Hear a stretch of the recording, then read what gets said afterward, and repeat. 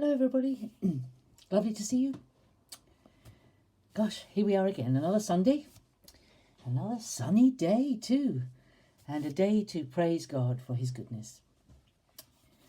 We've been thinking about making sense of the Old Testament, and we'll be looking at the New Testament in a bit, but remembering the order of the books is really very difficult, and lots of people have tried lots of different ways to remember them. I don't know if the green elephants that live next door to me was helpful to you. Our neighbour has actually sold her house next door, we think. That's a secret between you and me. And we don't know who will get as neighbours. Well, I don't think it'll be green elephants. But there are a lot of people who have devised memory ways to remember different things, and there are various memory schemes, and quite a few of them do say that if you can picture what you're trying to remember, and depict it in some funny kind of way or unusual kind of way, it helps you to remember the things. And that's what that Green Elephants Live Next Door was an attempt to do. The next 12 books, is quite difficult to link 12 books together to get them in the right order. But maybe just to be able to recognise which of the books of the Old Testament do contain history or do come in that history section, which is the second section, the second 12. But the story that we worked out to help people to learn it was to imagine a courtroom.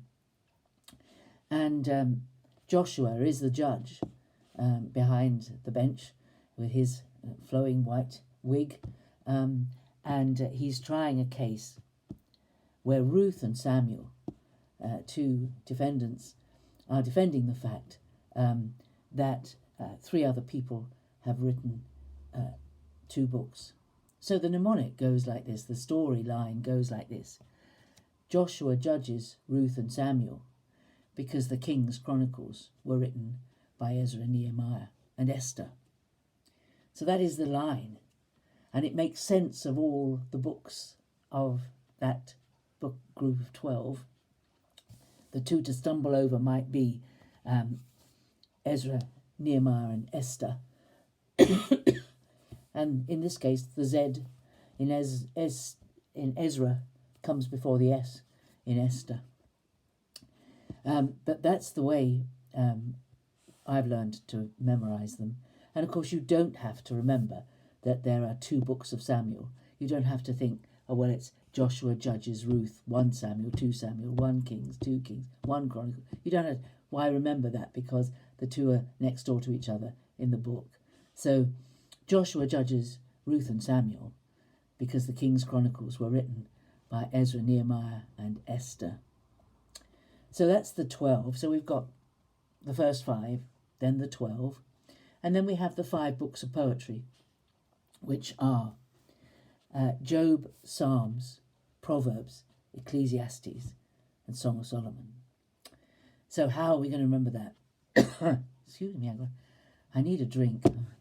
Lots been going on in our household. I won't tell you about it. Maybe. But anyway. So we've got Job, Psalms, Proverbs, Ecclesiastes, and Song of Solomon. So the story here is that Joe for Job, Joe and Sam for Psalms. Joe and Sam are 2 bakers, and they produce the most exquisite Eccles cakes. And they are the official royal suppliers to King Solomon. So the little line goes, Joe and Sam provide Eccles cakes for Solomon. Job, Psalms, Proverbs, Ecclesiastes, Song of Solomon. Joe and Sam provide Eccles cakes for Solomon. It might help. I don't know.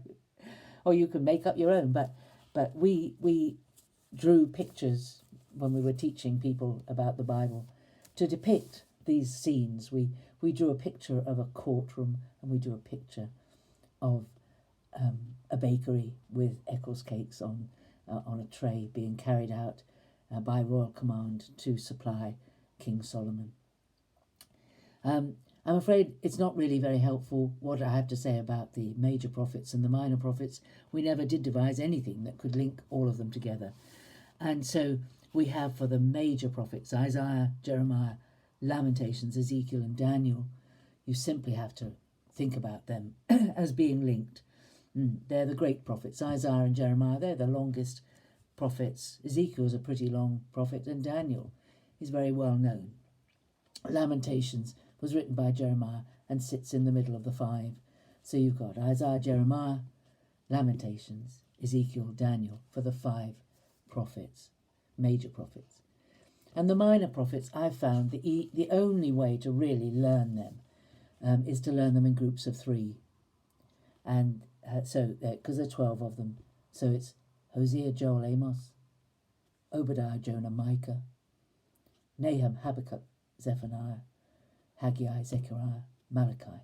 Learn them in threes, and then you'll know which group of three to find a book in. But if you've eliminated all the other books and you're looking for something in Jonah, you know that Jonah is in the last section of the Old Testament. Well, I hope that's been useful, and we'll be looking a little bit at the New Testament. But I've looked for a mnemonic for the New Testament, and there isn't really one. There's somebody's written an enormous poem, which is a couplet for every book of the Bible. But as there's 66 books, it's a very long poem, and I don't know anyone who can remember it. I mean, after all, the poem that tells me how many days there are in each month, I don't know the end of it because I only need to know the beginning of it, which and we all know that one, and that says 30 days hath September, April, June and November. And I know that all the rest have 31, except February. And I have no idea how the bit of the poem goes that says, excepting February alone, and then it says something else. But I never learnt that because I didn't need to know that, because I've always known that February was the shortest month with 28 or 29 days. So we have things that help us with our memory about things. But I'll see many of you later on today for the meeting of Monk's Yard. And I wish you a very good, blessed and Sabbath day, a restful day, a day in which you recoup your strength for the week to come. God bless you. See you tomorrow.